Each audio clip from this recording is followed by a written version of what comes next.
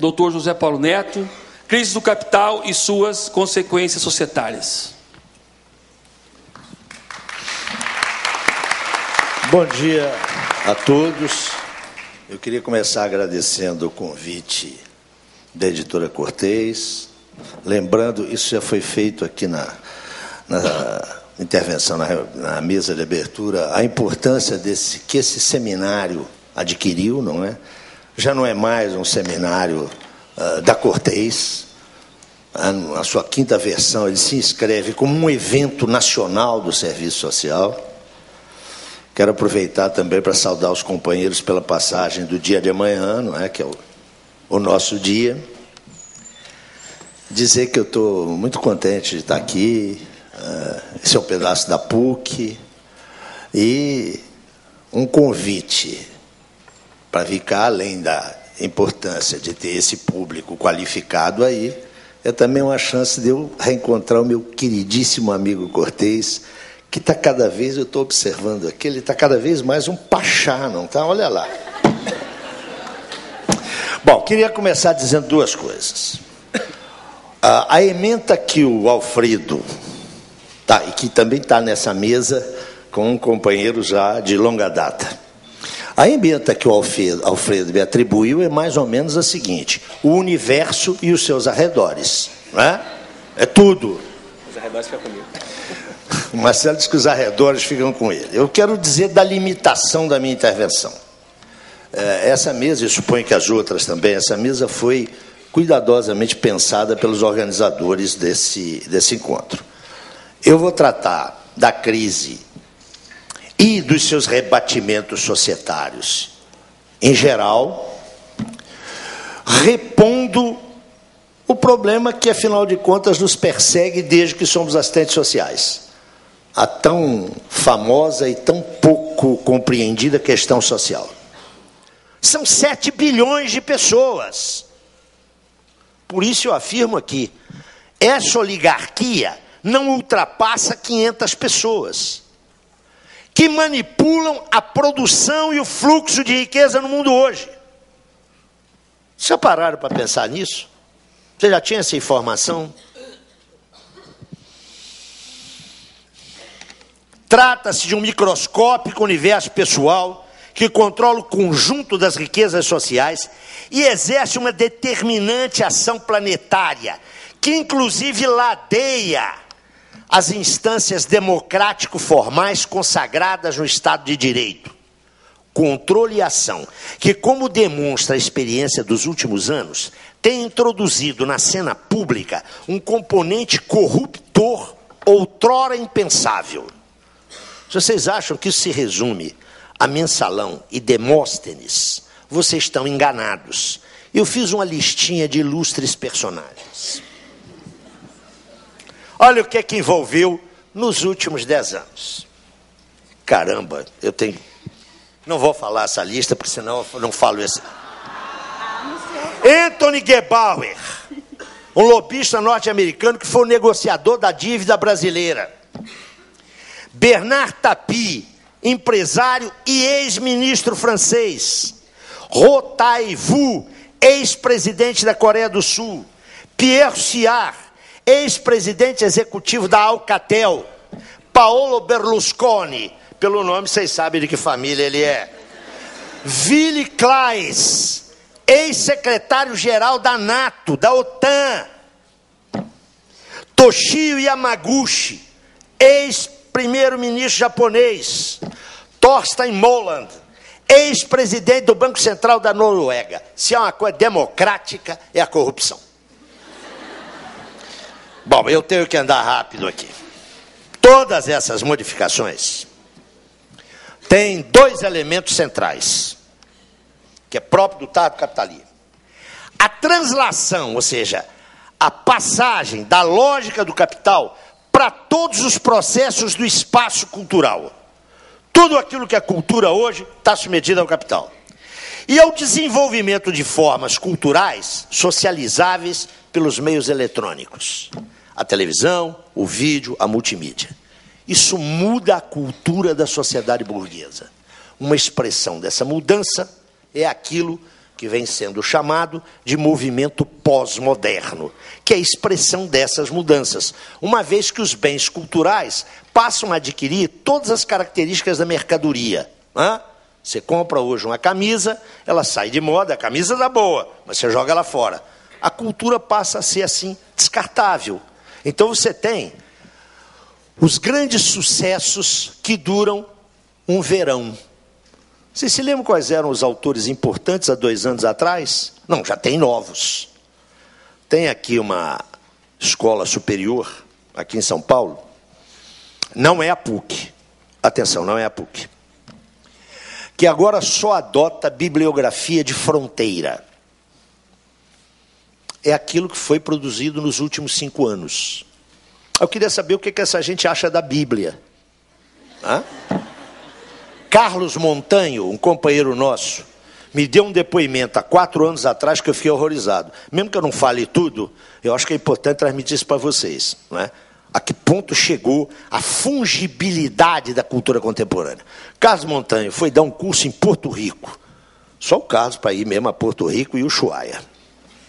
Chegou lá, é uma escola que é vitrine, né? Vocês sabem o que é Porto Rico, uma colônia norte-americana. Ele chegou lá, a universidade é uma vitrine. Tem uma biblioteca, segundo o Carlos, que é uma coisa impressionante. Mas só tem livros dos últimos 5 anos. Porque é uma biblioteca atualizada.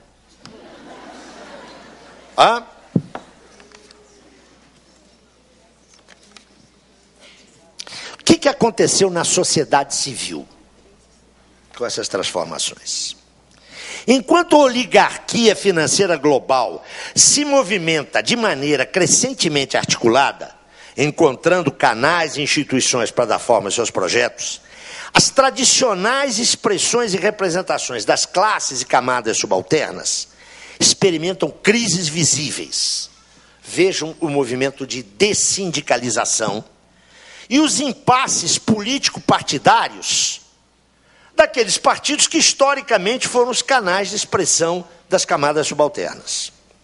E, ao mesmo tempo, surgem, no espaço social, os chamados novos sujeitos coletivos, de que os novos movimentos sociais, Marcelo Creio vai tematizar isso, são o sinal mais significativo. Tais movimentos, demandando novos direitos e aspirando a ampliações do Estatuto de Cidadania, vem vitalizando a sociedade civil e renovando pulsões democráticas.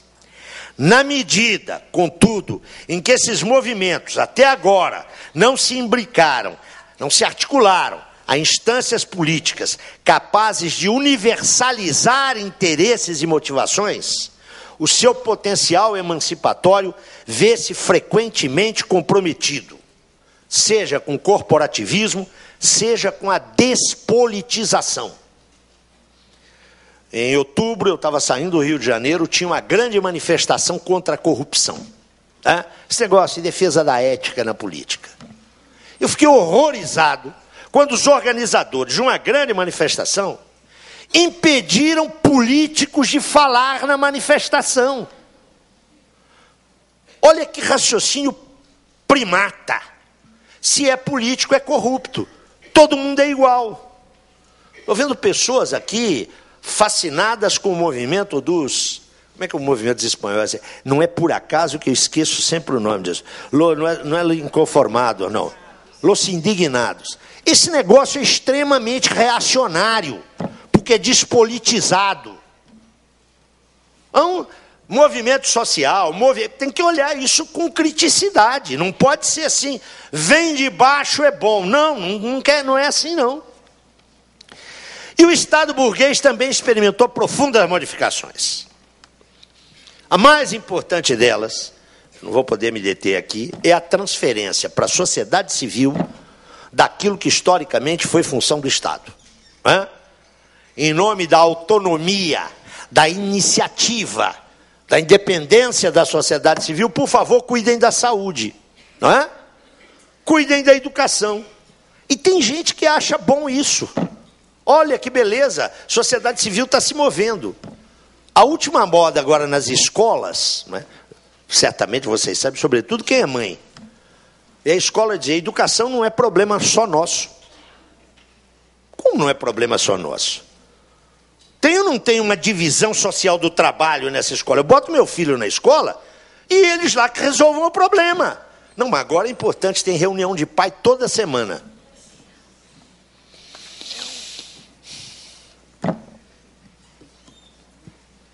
Eu vou ter que suprimir muito, porque o meu ditador aqui do lado... Nenhuma dessas modificações, nenhuma, trouxe qualquer ganho aos trabalhadores. Nenhuma. Elas lhe custaram, em primeiro lugar, os seus postos de trabalho. O desemprego, tomadas as cifras mundiais, vem crescendo desde os anos 80.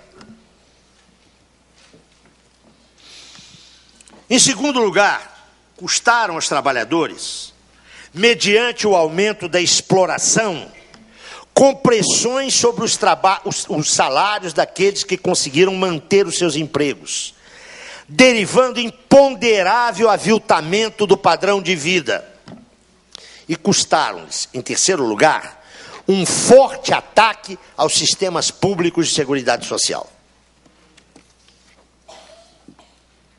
O que nós constatamos na entrada da presente década, ou como gostam de falar os assistentes sociais, no terceiro milênio, o que nós constatamos é que a pauperização relativa e ou absoluta cresceu para a maioria esmagadora da população do planeta. E quem está dizendo isso não é um velho comunista. Isso são constatações verificadas até nos documentos do Banco Mundial, a partir de 91, e nos vários relatórios do PNUD, especialmente a partir de 2005. PNUD, vocês sabem o que é, né? É claro que os trabalhadores não caminham bovinamente para o matadouro. E em todo o mundo, eles estão travando lutas defensivas. Eu quero frisar esse defensiva. Classe operária, nos anos 80, sofreu uma das suas maiores, se não a sua maior derrota histórica. E o movimento dos trabalhadores, não apenas do proletariado estrito sensu, mas dos trabalhadores, está travando, em todas as latitudes, lutas defensivas. Para quem acha que o movimento dos trabalhadores entrou em adormecimento ou em coma, está mal informado. Está lendo o Estado de São Paulo, o Globo e a Folha. Não é? Que é a maneira mais simples da gente não saber nada sobre o mundo. Agora, são lutas defensivas. E essas lutas, até agora, carecem de um padrão de articulação e de um padrão de universalização. Luta social sem partido político, que é a única instância capaz de articular e de universalizar, é luta social perdida. Entra na história como gesto de heroísmo, como sinal de resistência, mas está perdida. Bom, você me dá mais 5 minutos? Quero dizer que o capitalismo, notem, o capitalismo, como Marx disse, tem uma função civilizatória. O capitalismo foi civilizador. Criou um mercado mundial que permitiu o aparecimento do homem reconhecendo-se a si mesmo como ser genérico. O capitalismo criou uma literatura mundial. O capitalismo quebrou as muralhas que isolavam os povos. Mas essa missão civilizadora, o capitalismo a desenvolveu de modo bárbaro. Eu me lembro que nos 500 anos comemorativos da descoberta ou da chegada do europeu à América, em 1992, criou-se uma polêmica. Aquilo foi progressista ou não foi progressista? Olhem a chacina, o genocídio praticado por espanhóis, portugueses, holandeses, franceses. Lembro que houve um debate lá no Rio, eu quase fui apedrejado quando eu disse, isso foi progressista. O descobrimento de escrutínio da América foi um passo enorme que a humanidade deu em direção ao futuro. Ele foi progressista. Mas como tudo que ocorre no capitalismo, ele não é só progressista. Ele significou um avanço civilizatório produzido a partir da barbárie. Não há uma relação de exclusão entre civilização e barbárie. A gente não pode pensar em termos de exclusão. O capitalismo foi civilizador por meios bárbaros. Entretanto, na visão desse modesto estudioso aqui, eu estou convencido que no final do século XX, nas 3 últimas décadas do século XX, o capitalismo esgotou as suas possibilidades civilizatórias. Isso tem muito a ver com a natureza da produção capitalista, que, como bem chama a atenção o professor Mesaros, ela hoje é necessariamente uma produção destrutiva. Isto se irradia na totalidade social que é a ordem burguesa. Como é que a gente vai ver que isso aparece agora? E eu acho que isso tem tudo a ver conosco, assistentes sociais. Em primeiro lugar, na virada do século, a guerra e a indústria bélica, que sempre foram essenciais ao modo de produção capitalista. Não foi o capitalismo que inventou a guerra, obviamente. Mas no capitalismo, a guerra e a indústria bélica têm um papel econômico essencial. É a saída da crise. Ela mudou de função. Porque agora ela se transferiu para o espaço da segurança pública, mesmo em momentos de paz formal. Está configurada a militarização da vida social. Vocês têm uma ideia do que são as empresas de segurança privada? Essa, junto com a indústria bélica, é a única, aspas, indústria que cresce nos Estados Unidos. Esse dadozinho é gostoso. Ela cresce nos Estados Unidos desde 1990, na ordem de 300% ao ano. Nos anos 90, esse dado é de 90, final da década de 90, a segurança privada tornou-se o principal meio de proteção da nação, superando a segurança pública em 73%. O gasto anual em segurança privada foi estimado em 52 bilhões de dólares. E o número de formalmente empregados foi de 1,5 milhão de pessoas. No que tange à segurança pública, o gasto estimado foi de 30 bilhões. O outro foi de 52. Com uma força de trabalho de aproximadamente 600 mil pessoas. A segurança privada envolve 1,5 milhão. Beleza isso, né? O que você tem? Tem aquilo que o Vacan chamou de substituição do estado de bem-estar social pelo estado penal. Não é por acaso que os maiores encarceradores do mundo são os Estados Unidos, a China, a Rússia e, como vocês sabem, o Brasil. O Brasil está entre os maiores encarceradores do mundo. As últimas estimativas o davam já, em termos relativos, como o primeiro encarcerador do mundo. Bom, Isso significa o quê? Que a repressão deixou de ser uma excepcionalidade. Ela vai se tornando um estado de guerra permanente. Mas atenção, dirigida aos pobres, aos chamados desempregados estruturais, aos trabalhadores informais. E esse é um estado de guerra que se instala progressivamente nos países centrais e nos países periféricos. Não posso me deter, mas o Rio de Janeiro é hoje um caso típico dessa militarização da vida social. Mas esse estado de guerra permanente não se manifesta apenas na repressão institucional. Ele não se manifesta apenas no encarceramento massivo. Se vocês estão bem sentadinhos, eu vou lhes dar um dado sobre o paraíso tropical.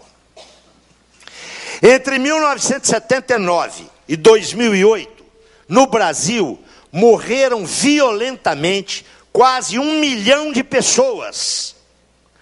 Número que pode ser comparado ao de países expressamente em guerra, como Angola, que demorou 27 anos para chegar a uma cifra semelhante.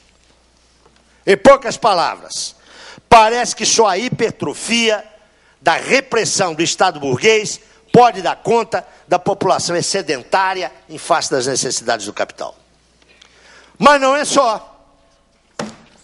Tem outro pedaço. Esse diz respeito a nós diretamente. O novo assistencialismo, a nova filantropia que satura as várias iniciativas, estatais e privadas, mediante as chamadas parcerias público-privado, que configuram as políticas sociais implementadas desde os anos 80 e 90 para enfrentar o quadro de pauperização contemporânea, que é o novo nome de quê? Da questão social, nova ou velha.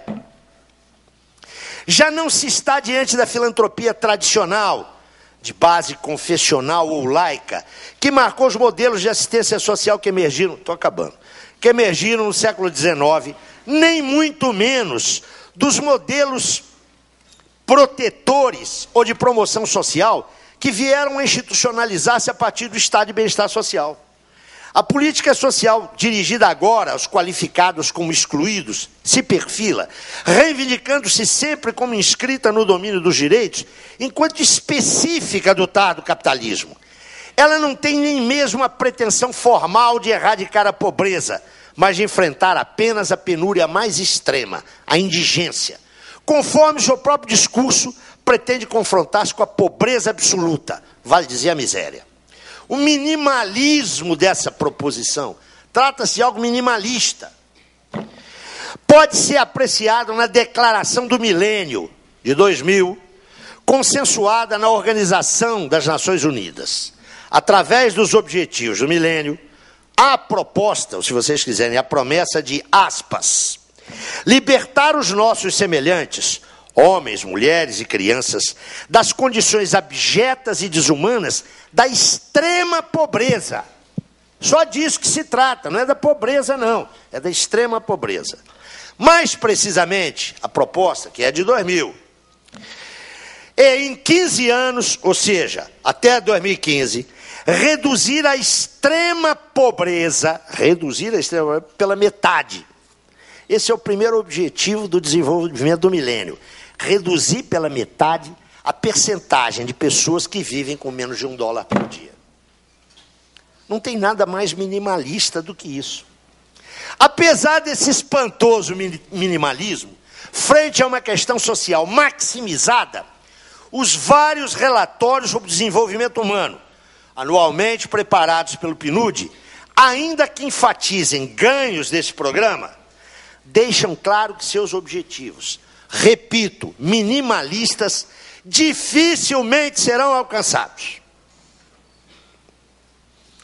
Pois é precisamente esse minimalismo que tem factualmente caracterizado os vários programas que, por via de transferências de renda, programas de rendas mínimas. Abro um rápido parêntese. Imagina os nossos companheiros que na Europa estão metidos nos programas de salário cidadão, de renda mínima, o que eles vão fazer agora, não é? De repente, o Estado, não tem dinheiro. Tem dinheiro para pôr no banco, não é? Tem dinheiro para salvar o sistema bancário. Bom,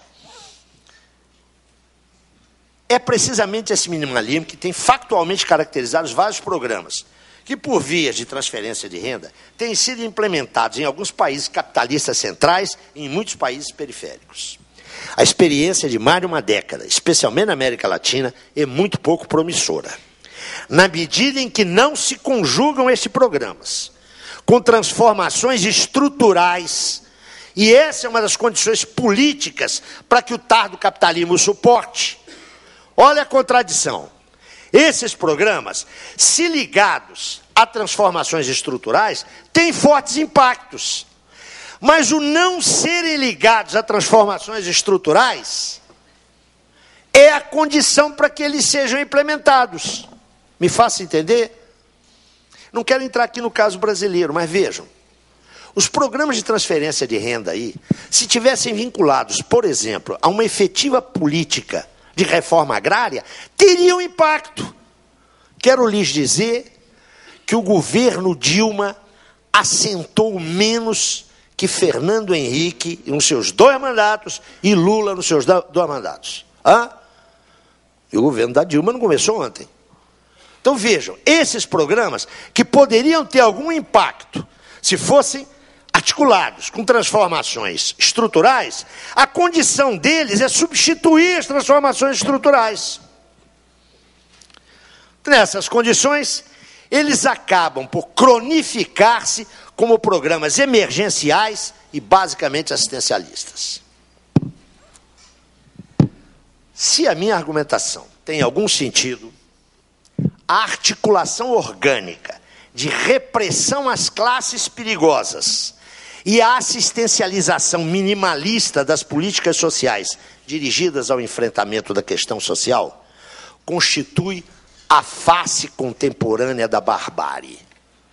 Se o capitalismo vem barbarizando, a sua face contemporânea é a repressão às classes perigosas, se vocês quiserem, a criminalização dos pobres, que já foi bastante debatida entre nós.